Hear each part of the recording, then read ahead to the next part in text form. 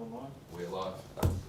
Good morning. I'd like to open the first committee meeting for the Environment and Sustainability Committee on the 20th of August 2020. Just check that we have all members present, myself, Deputy Chair Councillor Andrew Fechner, and committee members Mayor Teresa Harding and Councillor Jacob Madsen. We have one item on the agenda for today. The report on the status of Ipswich's rivers and waterway systems. And this is a report following the mayoral minute presented by Mayor Harding in May 2020, seeking a full report on Council's roles and responsibilities in the management of the Bremer River and Ipswich waterways and the consideration of future actions and investment priorities.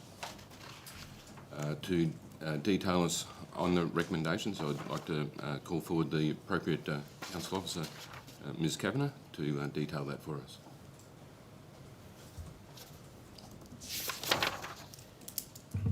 Thank you, Councillor Milligan. Councillors and Mayor, this morning's report is around the Bremer River and Ipswich waterways, and as Councillor Milligan has pointed out, is in response to the mayoral minute presented to Council in May 2020, seeking a full report on what Council's roles and responsibilities are in the management of our waterways, and also some of those high-level actions and investment priorities. The Bremer River and Waterway Health Report provides an overview of our legislative framework in which we work, the key stakeholders and their roles and responsibilities, the health status of the Bremer River, and the priority investment actions to help improve the health of our waterways. Some of the key takeaways from the report are that there is a wide range of Commonwealth and state legislation and policies that cover the management of waterways. There are a number of groups, government agencies and regional bodies that all play a part. Since the commencement of the South East Queensland Ecosystem Health Monitoring Program and the annual report card in 2001, the Bremer River estuary has rated relatively poorly for waterways in South East Queensland, often receiving an F to a D rating, and the freshwater reaches tend to rate just slightly better with a D to C grade. Some of the key drivers for poor waterway health are high nutrient loads, high turbidity or sediment, low dissolved oxygen, lower than expected fish and invertebrate diversity, and poor riparian vegetation. The Waterway Health Report also includes some recommended high-level investment priorities. These priorities consider increased resourcing for compliance for erosion and sediment control, an increase in the delivery of our waterway restoration projects such as planting along riverbanks, and supporting landholders to manage waterways on their private properties. The second report that's presented as part of this is the Waterway Health Strategy. So that strategy has since been renewed from the original strategy in 2009. The strategy provides a framework for citywide and subcatchment-based actions to improve the health but also accessibility to our waterways. And the key actions are themed around channel management, riparian corridor management, wetlands and floodplains, and community engagement. Supporting these two documents is a background report, and the background report is a comprehensive capture of best practice data, studies and other information that's relevant to management of waterways in Ipswich, and is a key informing document for the development of the strategy.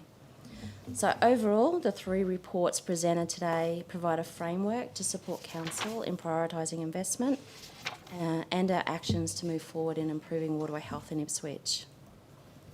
Thank you. Thank you, Ms Kavanagh. Ask if any of the committee members have any questions of Ms Kavanagh. Through the Chair, just one, and it's probably going to ask you for your personal opinion a little bit on this one. We're about to go into budget discussions and decide, funding allocations. This seems to be a really important piece of work, one that the whole of Council got behind to support the mayoral motion. In terms of the advice you have for us in the construction of our budget for next year, is it to put your money where your mouth is in terms of its implementation, or will we have a slow burn approach to this? And a supplementary question, and a supplementary question there, do you have the right support within your team to roll out something that is quite daunting and of a large scale? In response, the health report does show a number of resources that would be required to help in assisting in our better management of waterways, particularly around some of that compliance for sediment and erosion control, because that's a key contributor. There's two ways that we could approach it, in the fact that it can be a staged approach to build up to that over coming years, or we could, jump straight into it and start to do that. Sometimes it is hard to scale up so quickly, so it may be something that we consider as to how we implement that over the next couple of years to scale up into the resourcing and the delivery that we need to be doing. So we already have a base. It's not like we're starting from scratch, so we do already have some resources and projects dedicated towards waterway health, and this would be that step change required to make those significant changes. I'd just like to say, Councillor Fechner, that's an excellent question in terms of the overview that we're looking at. It's been essential from this report to know the history and where we currently stand, learn what Council's role and responsibilities are within our jurisdiction, and to provide Council's renewed focus on the waterways, and what we have to do to plan forward to take any of those actions that are identified. So thank you very much for that. Do we have any further questions from the floor?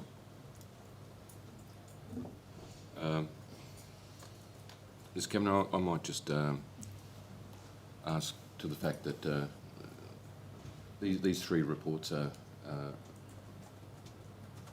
to the degree where there's a lot of information. Mm-hmm. I know that with a lot of matters that the community view that where council has a role, there can be some misinformation in the community that, or information that can be misconstrued is probably a better way to state it. Do you think this report goes far enough to give clarity to any issues that particularly residents of Ipswich City may have with regard to the health of our waterways? There is a lot of information in there, and some of it is quite scientific, and we do try to present that in a way that is digestible to the community. As mentioned, there are a number of players that have a role and a responsibility in waterway health management. Council is one player, and I think a key is that we do that in partnership with the other players and have a really clear and consistent approach to that. Where I see Council has a key role is in leading some of that discussion and ensuring that information is provided accurately and appropriately to our communities. If there is misinformation, I think that's something we can take on board and find a better way to present it if need be. But the information is there, provided from some really strong, robust scientific evidence. Yes. And I would say to our community that if there are any environmental and sustainability questions that anyone has, for them to openly contact Council to seek out that information. I believe we're recommencing our community reference groups, of which one is in the environmental CRG. Mm-hmm. And the public can go through our main website to locate the dates and times and location of those meetings. Yep. More than happy to always provide information if requested, yes. And moving forward, if Council decides to continue the community reference groups into the future, new nominations would be called probably in about a year's time, I would expect. Yeah. So that's if people are passionate about the environment and any sustainability measures that we as Council, as a body, are responsible for, that they can be actively engaged with. So if there's no further questions. Thank you.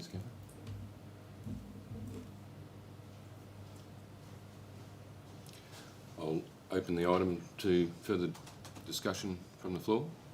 Move in a second, please. Which I'll do after I ask for a mover. And a seconder. And a seconder. Well put. Moved by Councillor Fechner, seconded by Councillor Madsen. Now I'll open it for discussion. If I may, whilst I move this as a mayoral motion, Chair, I know in discussions with the councillors there was, and during the campaign, this was our river, and I may be quoting you, or misquoting you, Councillor Madsen, for calling it a working river. I think I've heard you called the Bremer River a working river, because it has been a working river over 160 years. And last year, Ipswich author and historian Margaret Cook released a book called River with a City Problem, which I think was it's a brilliant book that I read over Christmas. I know a lot of people have read the book, but it does show that there's... And so I was, I guess, a little bit confused as to how the magnitude of how do we fix a river. It's not something I've ever done before. And in reading this report from council officers, I can see that there are 12 acts of Parliament that cover our rivers. There are 11 organisations involved. And sort of going through the maps, there are certainly 4 catchment areas that we have in our city. And if I look at page, I think 22, 149 and 23, I was going to read a paragraph there because it shows the scale of what we're looking at. It's not a quick fix. It says it would be reasonable through targeted long-term investment to aspire to achieving a report card of grade C or C+ in the Bremer. Based on an understanding of previous actions, this may take at least 20 to 30 years for action now to come to fruition. The previous Waterways health strategy lists a vision to improve the health of Ipswich waterways to achieve and maintain a D+ rating for the Bremer estuary and a C rating for the freshwater tributaries by 2031. And I think the people of Ipswich, I don't think, would be happy to hit a D+. I think a C or a C+ would be a minimum, but obviously it's something that takes a long time. So this has certainly been a report that was an eye-opener for me. I don't know, as part of this discussion, what others thought of it. Yeah. Through the chair, it's also worth noting that in discussions with Ms Kavanagh, that when you look at the history of this particular river, you're unable to attain whether it was ever an A or an A+. So it just by the natural flow of the river and what has happened in the past, it's probably unrealistic for our constituents to come and demand it, receive an A grade where that might not ever be possible for us to do. Because it is such a slow-moving thing. It's difficult to go back hundreds of years to work out what had happened with the waterways. But just noting that that C grading is probably the best and a wonderful result if we could ever achieve that as well. Yes. And considering the environmental factors that impact on the river naturally in terms of flood and drought and any industrial operations along any of the course. Yeah. You can see in the report card quite clearly a dramatic effect around 2011, around the flood event, which has an effect on that report card. Yeah, and through the chair, I think it's important to note that it was specifically mentioned that this is a community approach.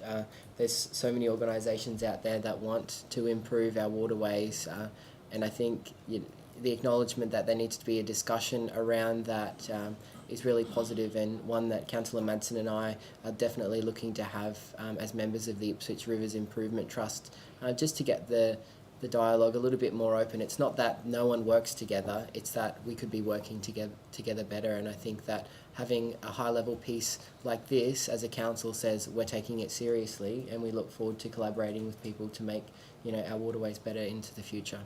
Most certainly. Through the chair, I'd just like to add that there's a lot of public education we seem to need to do so that people understand all the impacts in the report. I'd encourage everybody and anybody to read it. Things like the tidal impact was something I hadn't really thought about previously before. It means that the Bremer River can't flush as such. Noting these difficulties, it's important that we communicate that broadly so people understand what realistic goals are. But at the same time, I feel there's always been this undercurrent in Ipswich that people still want action taken to improve the river. They very much want us as the political class of Ipswich to roll our sleeves up and get on with it and, commit to something that's going to see that improvement. So while we note the difficulties involved in improving the river and how long it may be, I still think that we have to be conscious of these are all obstacles we can overcome if we, get on with it and get started. That's right. It's definitely a long-term plan that we have to engage in and undertake. And this is the first step forward, the best step, first step forward that council can take. So I'd like to personally thank Mayor Harding for her mayoral minute to identify this and bring it to the fore. Through the chair, just in closing, I think the sentiment that we can all get out of this is that we will be opening up our purses come budget discussions. Certainly. Thank you, Chair. I think I saw the CEO take a gulp there. Forewarned is forearmed, I suppose. Through the Chair. Following on from what Councillor Madsen was saying, I know that with communication and community engagement, I quite like the page 90 of 159, the Waterway Management Action theme. So one being quite structured, looking at the channels, looking at the riparian corridor, and thirdly the floodplain and wetlands, and fourthly the community engagement. And I think, Chair, I know being on the Council of Mayors South East Queensland, speaking with all the members there, they're working quite hard with the Resilient Rivers initiative. And so all our neighbours from Toowoomba through to Brisbane and Redlands will all want, and Lockyer and Somerset, all working together because we know we can't do it on our own. And I see that there are probably long-term things we need to do as well as short-term. Short-term can be, I know that the dragon boat races that race on a Sunday morning have sort of approached me and sort of said, they pull tyres and shopping trolleys out of there. So there's certainly, I think there's a lot of community groups we could coordinate and do that kind of stuff in a safe way, as well as the longer-term funding and the work that we need to do. Through the chair, I don't intend to take us off on a wild tangent here, but I just thought it'd be a good opportunity to add at the Mason's Gully revegetation event that most of us attended a couple of weeks ago. Was it Bob from Landcare? Bob Hampson. Bob Hampson.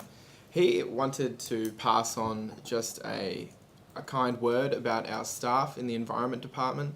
He specifically singled out Kay Kavanagh and Phil Smith and said that they're wonderful to work with, that they, as a group like Landcare, and there'll be similar river-facing groups that will take some further action on the river and have already, that our environment team are noted to be excellent at working with the community for good outcomes.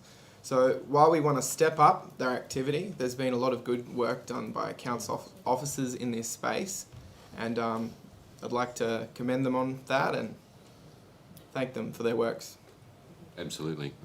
I support your sentiments, yeah. And hello to Bob if he's listening. Bob with throwing spanners in the works, Chair. Or not, that's the spanners in the noting the scope, I was contemplating whether this is something that we also bring up as part of city deals, which is the federal, state and local government. I mean, I know that's sort of on a go slow at the moment because of COVID, but noting the scope and if there's money to be had, and it's something that I think all the councils in South East Queensland want to work together on. That's a potential. I wouldn't mind having a chat with the other councils about if that's an opportunity for us to get more action to. Most certainly. The larger or broader the scope of the team effort, the better the outcome, I believe. Yeah. Absolutely. Any further discussion? Then I'll put the motion in all four items of the recommendations. Those for? It's unanimous. And with that, there's no further items on the agenda for the committee. I close the meeting at 11:35.